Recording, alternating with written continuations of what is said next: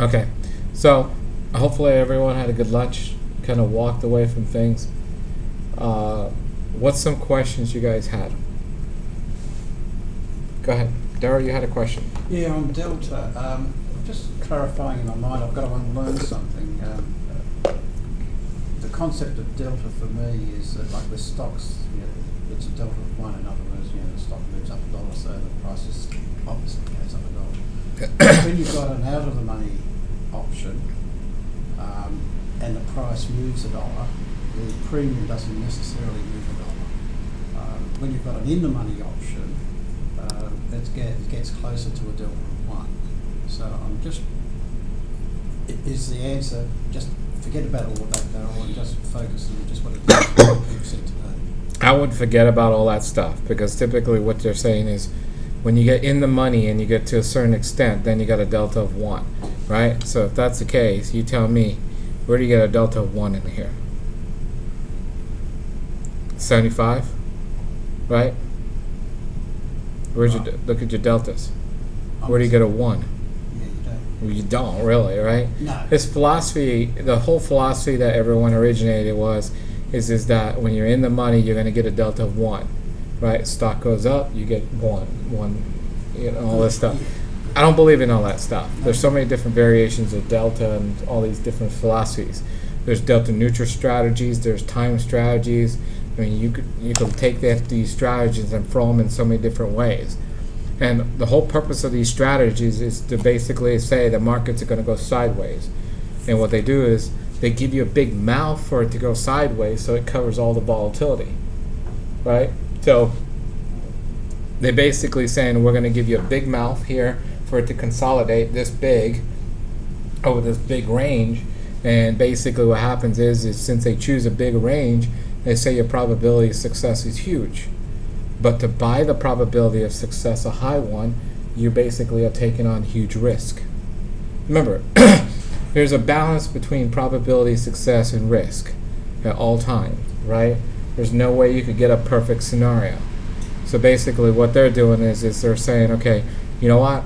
We have a probability of success that's extremely high. We're not worried about the risk. But you know what? We could get close to 95% by making sure the mouth is really huge. Chance of the S&P moving out of that big range or that stock moving out of that range is slim, right? Now, those assumptions are great a couple of years ago when there's no internet, right? Everything that happened in the U.S. stayed in the U.S. or take a week or a couple of days to get across the world, right? So it really didn't affect much at all. Now what happens is with the internet, you could basically find out information within 1 second. Things are happening in a village in India, you could find out in 3 seconds in the U.S. before even a neighbor in the India finds out, right? With that type of scenario, the chances of our market moving sideways in a small range is slim to none. Wouldn't you agree? Even when the market's topped out, did they move in a small range? No. It was still in the big range if you think about it, even when we sat there and consolidated for a while in the stock market, right? So if you look at this, people say we're consolidated at the top. Well, I mean, look at this consolidation pattern. You had it here. That was a 40 pips, 40-point consolidation pattern from here to here. That's still a big number of points. You guys see that? So there's not any small consolidation patterns at all. So, I mean, what do? You put a mouth of 40 points. Question is, where do you put it? Now the other thing is, okay, let's say you go with it. 95% probability of winning with a mouth of 40 points in the S&P. What if the unordinary happens? Now what? Once it gets out of that range, guess what? You have an unlimited risk, don't you? What do? Well, they tell you now you can start repairing these strategies. And what do? Start throwing all these option things at them. And they start charging you to learn how to do all that. But honestly, do you honestly think there's a way to repair a mistake? If it's low probability, it's a high risk, a high probability, do you honestly think you can repair it? No. No, not at all. Because if you know the Greeks now, if the market's tanked, now how are they going to repair it? They can't buy a call and put and add it onto those strategies, can they? Because IV is what? High. So then they have to what? Sell. And when they sell, what are they adding? More risk. And guess what? Look what it did. If they start repairing here, they're thinking, okay, it's going to bounce off here and go up. Look what happened. It just tanked. So now you just went multiplied where maybe you're going to lose $10,000. Guess now what? You added more risk to a point you're now losing 40. You guys see that? You'll hear a lot of people, you'll see a lot of email marketings that say, learn how to repair. Do you guys ever see that? Yeah? Repair? Adjustments. That's another word for it. Repair kind of sounds negative. Listen, call it something else. Adjusting. All you're doing is throwing commissions. And what you'll learn is a lot of these education firms are tied to the options broker. So every time you put an option trade on, they make commissions off it. You guys see that? Yeah. When I went and took the School of Optionetics, they were tied to a broker called Option Express. Didn't think about it, didn't know about it, young and stupid. But every time someone sat there and put a trader in Option Express, Optionetics got commission. That's a lot of commission they ended up with, let's put it that way. You see what I'm saying? Because they'll teach you the iron condors or 4 legs. They'll teach you 6-leg option strategies. And they'll teach you how to repair and all this crap. At the end of the day, it's just not worth it. You guys good? So, summary of everything you've learned up to this point. Do you guys understand what a risk graph is? A risk graph is basically a 2-dimensional graphical representation of your P&L for various stock prices at the expiration of a contract. Everyone understand that? That was a red line there. So you understand that basically there's so many different option strategies out there. There's no need for us to go for a lot of them because most of them are dealing with sideways market type of scenarios. We are trend traders, so we need to keep our strategies, option strategies, very simple. So our goal is to basically buy singles, calls when you're betting on it going up, puts when you're betting on it going down, when IV is basically at the average or low, right? When IV is very high, then we basically are doing verticals or credit spreads or spreads. Everyone good with that, right? The best way to determine average IV is from the website, since we're automatically calculating it for you. So the website tells you the reference IV, and all you have to do is compare the IV for that individual stock price option, right? Whatever that option is for that contract compared to the average. If the stock price average the IV is higher than the average, then that means that the option price is basically expensive. If it's lower than the average, then basically means it's cheap. You guys understand that? So when you're looking for opportunities, you want to make sure you find opportunities that are cheap or average cost. The best ones were with their what? Average. Everyone okay with that? Yes? And then we basically went and started talking about the markets. If the markets are going higher, what's happening to the IV? It's typically what? Going down.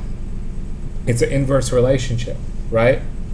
When the markets are going down, what's happening to the IV? Higher. So in theory, when you're buying puts when the market's topped out, and when the markets are going down, when you're buying puts, not only are you making money on the delta, you're also making money on the what? IV. Everyone understand that? Yeah. When you're betting on the market going down. That's the ideal scenario. It's a perfect scenario, isn't it? When the markets are going up, you have to be cautious because IV is could keep on what? Going down, which is not what you want. So you need to make sure that you buy options that have enough time for the average IV to go down and then come back to the average. Everyone okay with that? Yes? So that sums up the heart and soul of options, doesn't it? Yes? Yes. Any questions on the Greeks? Ludovic? Okay, you had a question on the graph. What's the question? You know that the red line? Yep. Is that on when you put that on calculating based on the current Greeks now? Yes, the red line there is calculating based on the current Greeks. tomorrow will be kind of different. No, the white line will be different tomorrow. This is going to assume this is where it's at based on the expiration, the Greeks at the expiration. Oh, If you want to see how the Greeks change and everything, you'll see that this basically will curve into that. This white line will slowly curve into that red line as time goes on. What else? That's That's it? yeah. Okay, so you're good? Anthony? Any questions? No, Okay. Daryl? I'm done. That's it. Ann? Jessica? Is the IV average is not mean reverting, is it? It's not, doesn't want to get back to the average. We always assume that you're trying to get back to the average because there's no other way you could deal with this. There's no perfect formula for average IV. Let's put it that way. Various firms will charge you various different prices to give you the average IV, and almost everyone has different ways of computing it. Okay, so like if you look at on the indicator sets in Thinkorswim, right? They'll give you average IV. They'll give you implied average of IV. Then they'll give you IV of the front month, IV of all the options. There's so many indicators for IV now, right? There's no perfect answer to it. There's a estimate, and that's basically what we're doing is the estimate. But what we're doing is we're looking at the volatility over a 1 to 2 year period, and we're seeing where it kind of lives most of the time. So when it deviates, what we're looking for it to come back to that normal mode. Just like in Ichimoku, everything in Ichimoku is based on that, right? It deviates from the yellow line, then it'll come back. You see what I'm saying? So when things go out of whack, they always come back to that normal reference point, and that's the same philosophy with IV. If it deviates from the average IV, we're going to assume it comes back to it. And what we're doing is we're assuming that, and then what happens when it comes back, we know exactly what our values would be to know if what our reward risk is. Everyone good? There's no right or wrong with average IV, I'll tell you that now. Because I could sit there, people complain and say, your average IV sucks. It compares to this firm over here that's where I'm paying this and this. So I'll be like, go to that firm, I don't care. This has worked, it's been working for us for years, right? And we could extrapolate and calculate everything based on that. You may be off by what? 1/4 of a vega? But who cares? You guys see what I'm saying? At the end of the day, it's not going to make that much difference if you're off by a little. Okay. Any questions before we move on? Now that you know the Greeks, now what we're going to do is we're going to engage in going through strategies. Everyone good with that? Yep.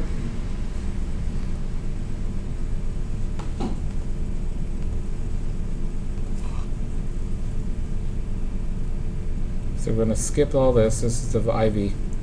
Now,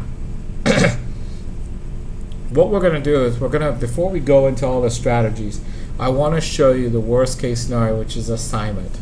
What can happen with assignment and how. Okay? Everyone good? So if you ever have a sell leg in your option strategy, you have a possibility of this happening. Everyone good? Yes? So, let's say we're dealing with RIM, BlackBerry. Everyone good? Yes? Steven feels like RIM will be higher than $30 between the time of purchase and the contract expiration based on technical analysis. The current price is $26.51. Stop will be $2 from entry and the profit target will be $4. Everyone okay with that? Right. It's not a 3-to-1, it's a what? 2-to-1, but this is just an example.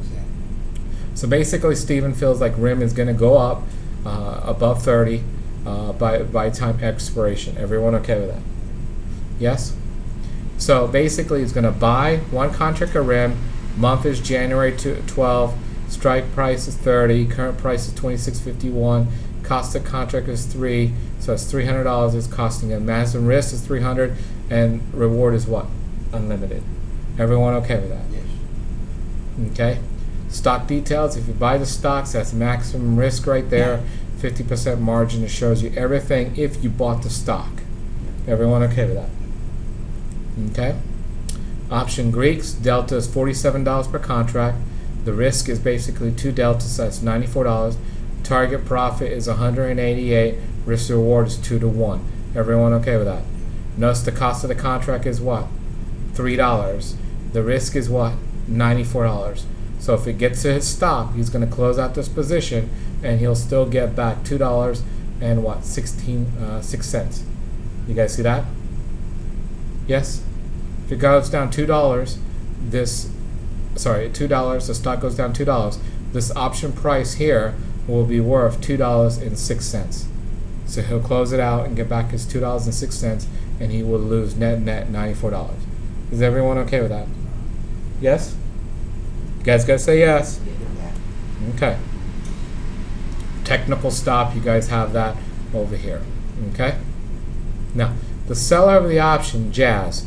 So you basically have who? Steven, that's the what? The buyer. And Jazz basically is Rim.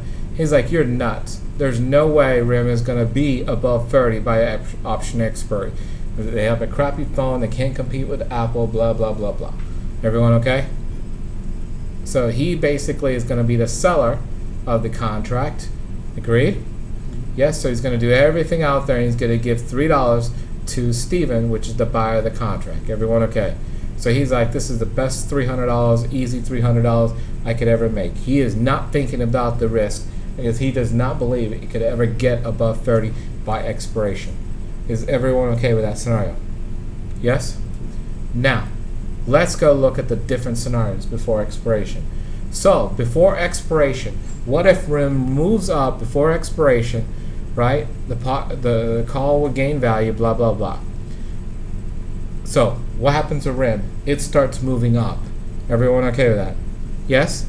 Steven can exit the contract at any time when he purchased the contract and the trading hours on expiration. So at any time, Steven could exit the trade. He may not be at his max profit he wants, but he'll be profitable to a certain extent. So Steven has the rights to basically to exit that trade at any point. Everyone okay with that? Yes? Jazz can exit out of the contract any time between when he purchased it and the trade and the end of expiration, but he'll be at a loss. Everyone agree? Yep. This is assuming the stock had moved up. And you good or you not? Yeah. Stock has gone up. Steven is what? Positive. Jazz is what? Negative. Either one of them could exit the position before expiration. Everyone okay with that? Yep. Yes? Yeah. Now, so that's all fine. Rim moves down. Steven's going to be negative. Jazz is going to be positive. Both of them could exit the position. Everyone good? Yep. So before expiration, everything's kosher. Yep. Anyone could exit the trade. Agreed? This is where it starts getting ugly. At expiration. At expiration, everyone good? Rim is basically at 30. Steven has a right to assign 100 shares of the stock to the seller of the contract and purchase Rim at $30 a share. Everyone agree? So Steven thinks that the contract is about to expire. Yes? Rim, he believes, can go up higher. So the buyer now can exercise the contract, assign it, right? So he basically purchased the shares at $30 a share from Jazz. Everyone okay with that? Yes? And? Yeah. What's wrong?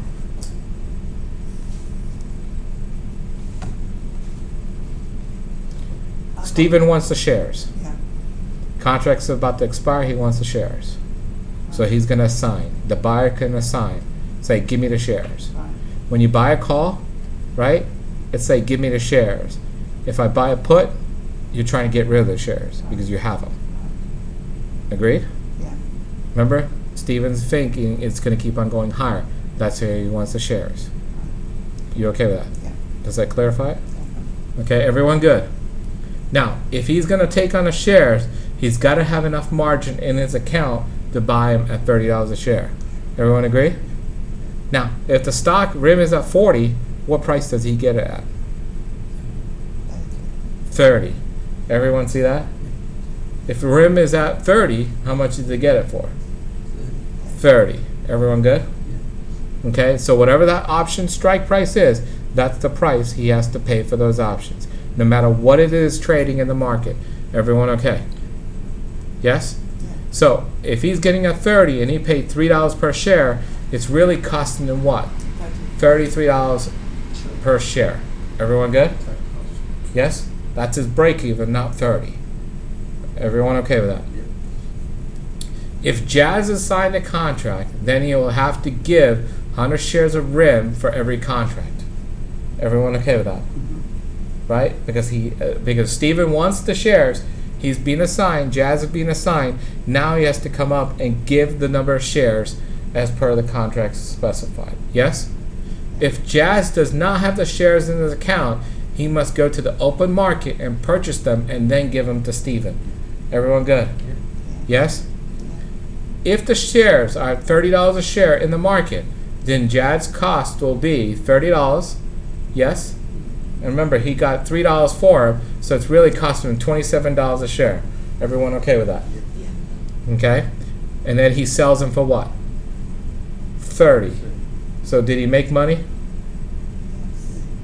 Yes? He still made the $3. Agreed? If the shares are $33 in the market, then Jazz cost will be $30 a share, and he sold them for 30. Did he make anything? No, but he lost on the commissions, didn't he? Agreed? If the shares are $40 a shares in the market, Jazz cost will be $37 a share, and he sold them for what? 30. So what happened with him? Left $7. You guys see that? He has 3 days to clear up everything in his account. You guys understand that? Typically 3 days. It depends on your broker. You need to contact your broker and find out what is the clearance for how many days for anything that gets assigned. Everyone good? If he has them, if he has the shares, then they'll automatically be given to Steven for the cost of $30 a share. Everyone understand that? So if their shares were in his brokerage account, they'll automatically go across to Steven. Everyone okay with that? If not, he has to deal with it and go out to the open market to buy it. Everyone okay? Any questions? Yes. Yes. Here in Australia, I don't know if it's in America, if the at expiration the price of RIM is $30.01. I'm about to get to that. Sorry. Yep. Let's hold off. One more slide. This is if RIM is right at 30. Everyone okay? Yep. Yes? Now, at expiration, let's say out of the money or in the money. Everyone good? If RIM is trading at $29.95, everyone good? Yep. Steven will lose $3, yes? And the contract is expired. Everyone okay? Jazz will gain $3 and the contract is expired. Everyone okay? Yep. It has to be $30 and above. Everyone okay? At expiration, RIM is trading at $30.02. 2 cents in the money. Yes? Yeah. Steven's broker will automatically assign, unless he has specified to the broker he does not want to what? Assign. This is the danger as you as a buyer keeping something to expiration. Is you as who? The buyer. If it's 1 cent in the money, the broker automatically assigns unless you tell him not to. Agreed? Now, some brokers, even if you tell them not to, they say, well, we don't do that. You have to close out the position. Why? Commission. Bingo. Commission. You guys see it? Either way, they're going to get you. You guys see that? Jazz will automatically be assigned a contract and must come up with the shares to settle the contract. The problem is, in Steven's scenario, since he's a buyer, you kind of think like you have no problems, right? You do have one problem.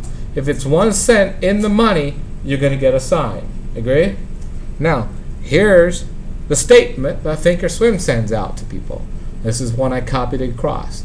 August expiration is Friday, August 19. Everyone good? Last trading day for many cash settled indexes such as DJX, SPX, blah blah blah is Thursday. So look, they tell you which options for which indexes expire when. On Thursday. You guys see that? With settlement prices determined by Friday. So even though they expire Thursday, they're going to wait for the market to open on Friday to settle those Thursday positions. Isn't that nasty? Yeah? And guess what? They don't wait till 9:30. Sometimes they may wait till 10 o'clock. Because not all options for every stock are open at 9:30. They don't tell you that, but it is the case. Okay? Last trading day for the OEX, EX, blah, blah, blah, blah, on us Friday, August 19th. Important notes. The threshold for automatic exercise of stocks settled in the money options is 1 cent. Long equity options in the money by 1 cent or more will automatically be exercised. Please monitor all expiring positions. Be especially careful to consider any equity or blah, blah, blah, blah. You guys see that? Please email Trade Desk at Thinkorswim before 3:20 Central Time, Friday, with any request to exercise, or if you do not want to exercise the option that is the money by 1 cent or more. You guys see that? Yeah. Now you try calling them and tell them you don't want to exercise that option and see what happens. No matter what this damn statement says. Is that right? Jeez. Good luck. Wow. You throw this at them and they'll still be like, well, it's up to you. Does everyone understand why it's critical to exit that position at least 30 days before that expires, just because of these type of scenarios? One, you should be out because a fader is going to kill you. Time's going to start killing you, right? You should never be in. But if you have a spread, a vertical spread, you have a buy leg in there, right? And and a sell leg, right? Yeah. So guess what? If that vertical spread, the buy leg, is in the money, you're going to be in trouble. So you have to close out the whole vertical or close out the buy leg. If you close out the buy leg, you're now what? Naked with the what? Sell leg. It's ugly, isn't it? Very. When you start dealing with the spreads. Yes? Now, let me ask you something. If they automatically assign, how much commissions go? If they assign, they're going to probably charge you for assigning, aren't they? Yes. Then what happens? Stocks, well, there's a fee for stocks, aren't there? Yes. Yeah? And then to sell them. And then to what? To buy them. Yeah. And then to what? Sell them. It's interesting how you just now went commission intensive, didn't you? Yeah? So this is critical in the sense that typically how it is taught is that the buyer has the right, but not the obligation. And that's there's a caveat there, isn't it? And that's Here. the caveat. Yeah, this is why you exit 30 days before Yeah, which expiration. so from a practical point of view, it's not a problem. You don't With have the to worry singles. about this. No, with the singles. Everyone good? Yeah. However, you may get a vertical and you could get assigned on the sell leg before expiration, couldn't you? Yes. So that's another scenario. Not this one, but a different one. Everyone good? Yeah. Example of a buy put option. Steven feels like RIM will get below $20 a share. Everyone good? Yes? So Steven's betting on it going what? Down. Jazz is now betting on it going what? Up. Everyone good? Yep.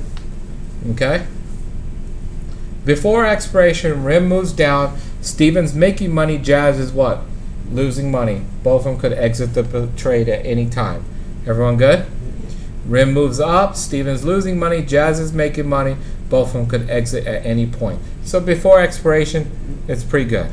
Doesn't mean it's ideal, because assignments could happen before expiration too. Agreed?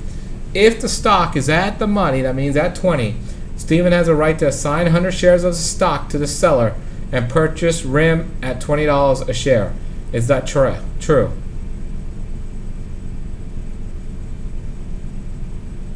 Listen, Steven has a right to assign 100 shares of stock to the seller of the contract and purchase the RIM stock at what? $20 a share. Who's getting the shares? Who's selling what to who? Steven's Selling it to Jack. Steven is betting on it going down. Agreed? Yeah. That means he's got the shares, right? If he's assigning, that means he doesn't want them anymore because he believes it's going to keep on going which way? Down. So he's going to assign it to Jazz and say, here, Jazz, take these shares at $20 a share. I don't want them anymore because I believe this thing's going to zero. Is everyone okay with that? Jessica? Ann? Yes? Jazz has signed a contract and he has to purchase the RIM shares at $20 a share. He must have the margin to purchase the stock in his account. If he doesn't, he'll get a margin call due to assignment. The cost, if it cost, is basically $20 minus $1.70, which basically means $18.30 a share. Everyone good? If Jazz doesn't have the money to buy those shares, guess what? He's got 3 days to settle it. Everyone good? So, you know what he can do? Put the money in his account to take in those shares, or in 3 days, he could sell them off. Everyone good? Ludovic? So what happens in 3 days you don't have stocks? They're coming after you. Do you want to deal with a margin call after 3 days? I wouldn't, would you? Anyone heard of what happens over here on a margin call? Automatically take control of your account and just take it simple. Well, if there's no money, what do you do then? What happens? It's in every country. I'm sure it's going to be different. Every broker is sure it's going to be different. What do they do in the US? What do they do in the US? I don't know. I'm not going to find out. The broker's primarily liable, so they have to pay up, but then they see you. Can I ask you a question? So, No. All right. No, go ahead.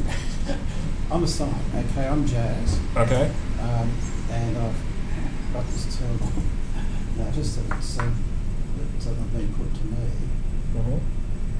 Can I just say to the broker, so okay, I've got 3 days to come up with the money, can I put an order into the market straight away to sell? Yes, that's what I was saying. Okay.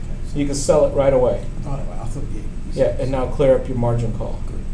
So whatever loss you're going to take, if you sell it, it's at $18. You're going to take a $2 loss. You take the hit, whatever it is. Yeah.